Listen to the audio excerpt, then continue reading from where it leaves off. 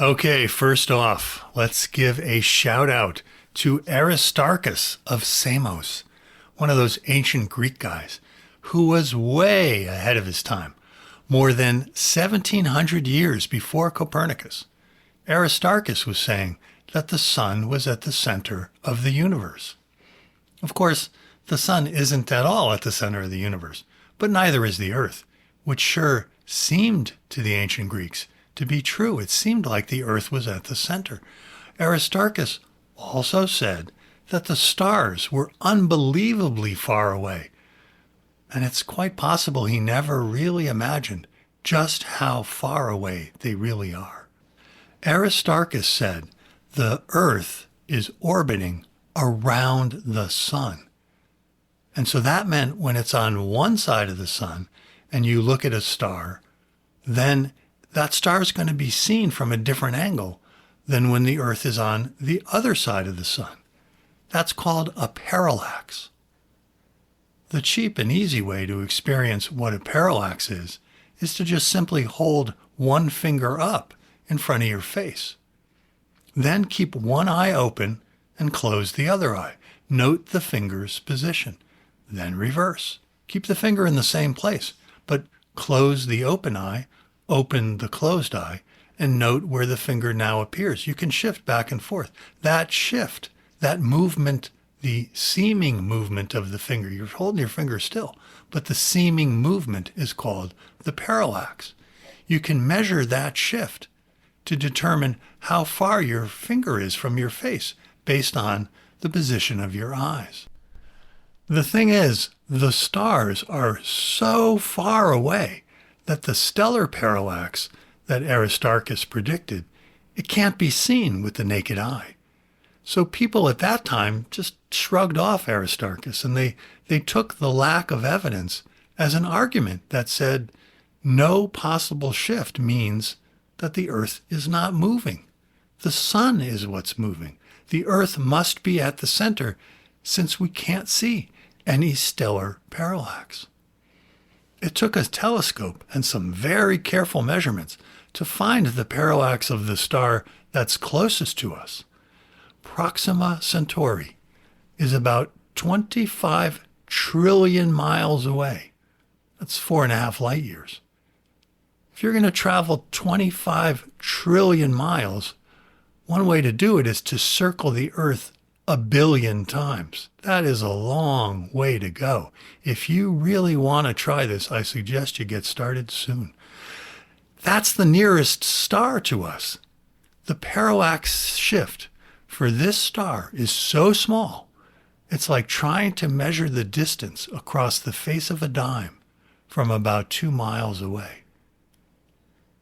So the ancient Greeks, I think, they can be forgiven for thinking that the earth was at the center. And so can all the Europeans who followed their example.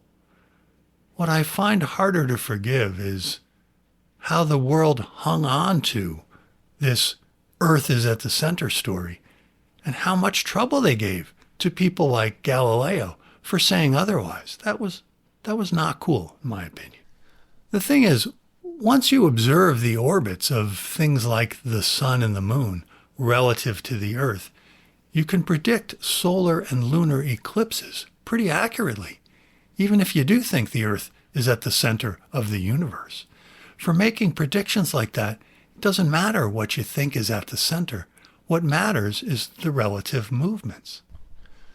The things observed from Earth are good enough to make many predictions. And if you think the Earth is at the center of the universe, you can still also predict pretty accurately the movements of the other planets in our system. Ptolemy had done just that. So when Copernicus was alive, the movements of the planets were already pretty accurately predicted.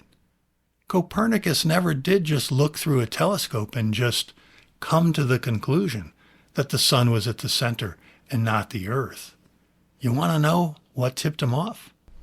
The math of Ptolemy's system, the math being used to describe the movements of the planets, was way too complicated. For example, when somebody says Mercury is in retrograde, that's because Mercury appears to move backwards across the sky for a time, every once in a while. Retrograde movement is kind of like being in a train at the station. You're parked on your train, you're not moving, but the train on the next track starts moving. And then you feel like you're moving, but you're not. That only happens when you're observing the orbits of other planets from the Earth. If the Earth were at the center, there wouldn't be retrograde. So Copernicus recognized that Ptolemy's system was not based on a unifying principle. It was all patched together backwards. The math was made to try to fit all the observations like retrograde. If you observe the planets from the sun, just kind of like you observe two trains from above, then which train is moving is very clear. From the sun, this retrograde movement never happens. So all Copernicus did was change the assumption. He assumed the sun was at the center and not the Earth. And then he calculated all the movements of the planets, and lo and behold, the math became really simple. No more complicated equations. No more retrograde. And there's a couple of things too nerdy to mention. But Ptolemy had to use these tricks to make everything work. But now, with the sun at the center, everything made sense. So Copernicus wrote his paper, he explained the whole thing, and then he died later that year. So he didn't have to deal with any flack for his views. There was a guy named Bruno later, and of course Galileo, who got most of the flack for taking Copernicus's ideas and running with them. Galileo just wanted others. Look through the damn telescope, see for yourself. The Earth is not at the center, but it was just too big a shock for the world view at the time. The Earth got its central position in the universe because humanity was at the center of God's creation. Everything was woven together in a coherent system. Moving the Earth, rethinking where the Earth is, wasn't just an adjustment to account for the math of the planets. It could never be something to be accepted just because it made sense. Believing the Earth was not at the center was a demotion of humanity itself. What do you think? We're not at the center of everything? You think, what do you think? We're just another planet orbiting an ordinary star? Well, yeah, it sure looks that way. So it's not hard to understand why institutions like the church felt quite threatened by this new point of view. Of course, you may think this is strictly an historical event, this huge blow to the Earth-centric psychology of the Western mind at the time. But I think in a way, we're still struggling with this. The first thing that comes to mind is Universal Pictures, a movie company. They wrap their title around the Earth as if the universal is somehow centered on the Earth. The Copernican Revolution was a good start. But the revolution that began with Copernicus needs to continue. It needs more support. How can you support the Copernican Revolution? Well, that's what I want to talk about today. Hello, and welcome to the 10 Crutches podcast. My name is David. I'm glad you're here. As Kurt Vonnegut once wrote, the universe is a big place, perhaps the biggest. The ancient Greeks did know the earth was round, but still, they took the earth to be at the center of the universe. As kids, we all think we're at the center. Even as adults, we may theoretically recognize we're not at the center, but there's many times we at least feel like we are.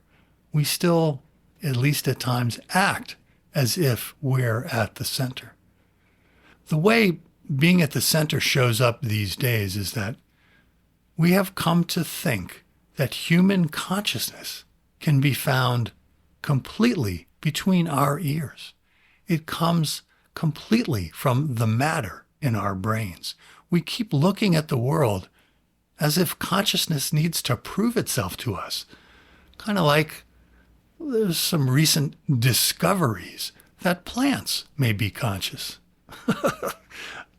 Just maybe, but all matter is conscious.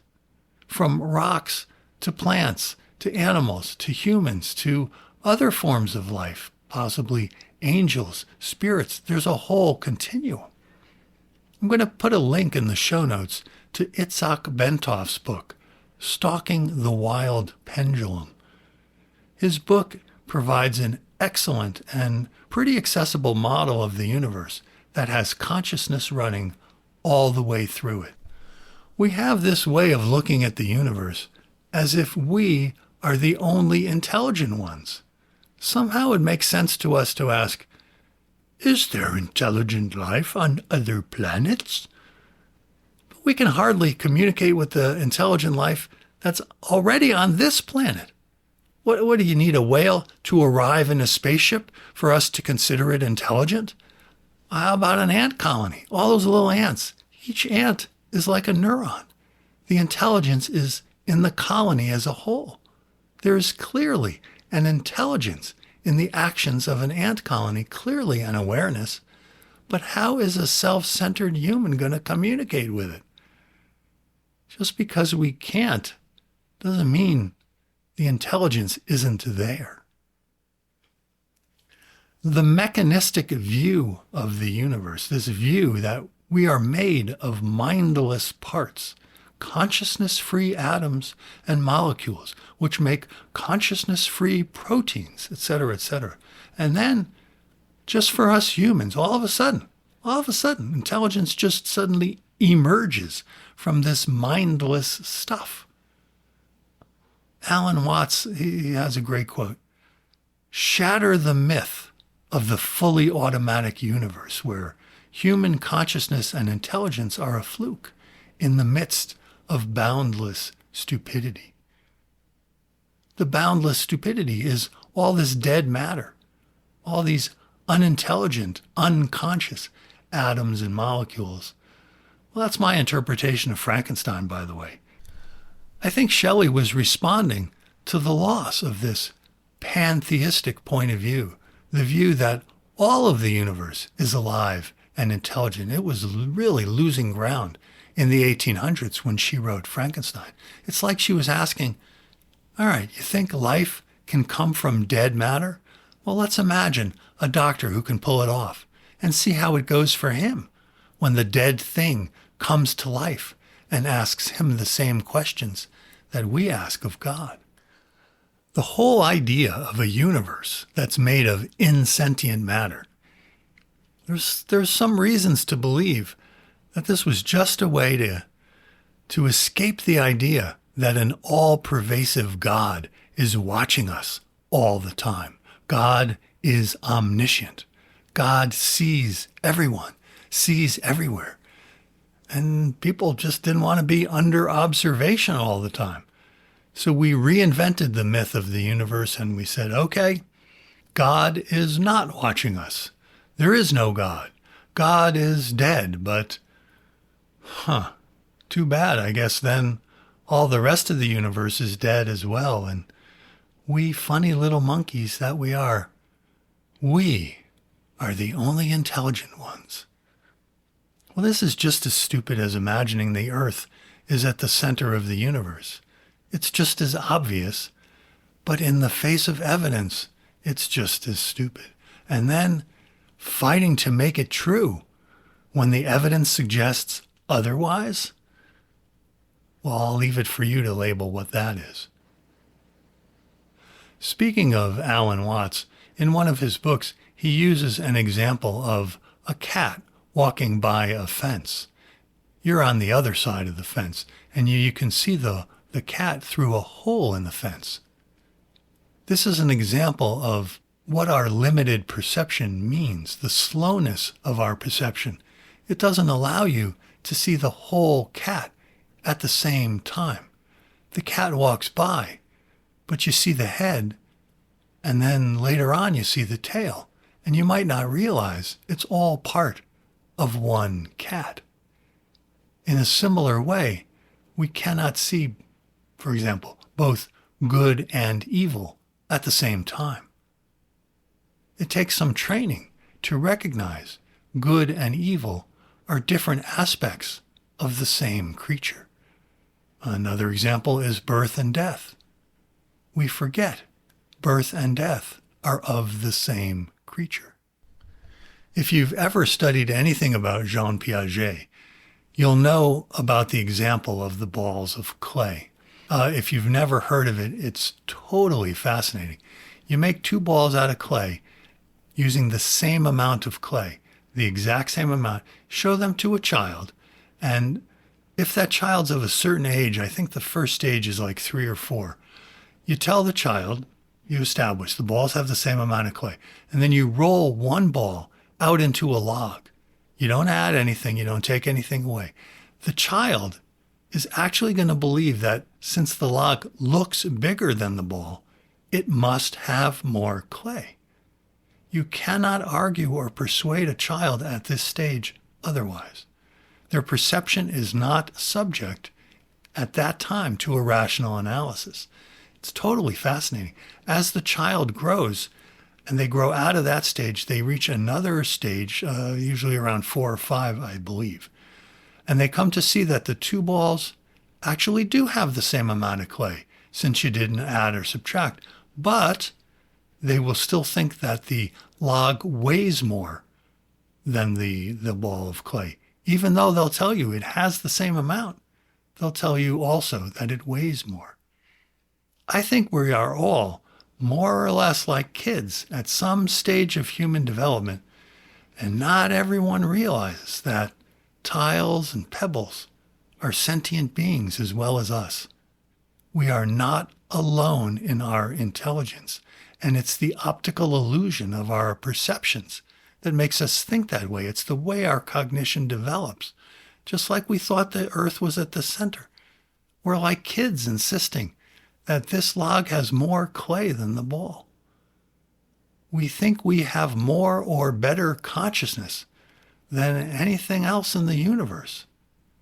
We think we're the only intelligence, when intelligence is all around us. I see the Copernican Revolution as being about using the evidence of the world to point to deeper truths than what we simply feel is true by looking at the surface of things. The whole point of supporting the Copernican Revolution is to realize something else besides the earth, something else besides me, something else is at the center. Of course, we must be aware of our own personal needs and our wants and what's happening for us, as well as our neighbors and our country, our friends, our enemies, our entire species, all of life. There's so many interlocking, interpenetrating things. The revolution is realizing that we can only make sense of things in frames. Frames make sense within the frame, but they don't make sense outside the frame. Outside the frame, something else is happening. Just like the orbits of the planets can look like retrograde or ellipses or spirals, there's no true way to see the motion of a planet. There's only the point of view that we see it from. But it doesn't feel that way from inside a particular point of view, from inside a particular frame. It feels like our beliefs are absolutely true, but they can't be. There's always a frame when beliefs arise, and there's always outside the frame where those beliefs fall apart. That's why we need to separate belief from faith, which I'm going to get to in a different episode. I'm just saying for now, look at the world, of course. Look at the world from within your frame. How else can you see it? But always know there's some other point of view where all the things that really seem true, all those things can be seen from another angle. Support the Copernican Revolution. Thank you so much for listening. I'll see you next time.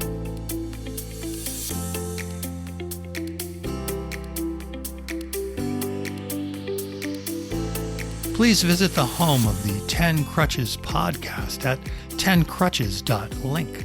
That's 10crutches.link. The book that inspired the podcast, a book I wrote called 10 Crutches for Walking in the Present, is available for free download on the website.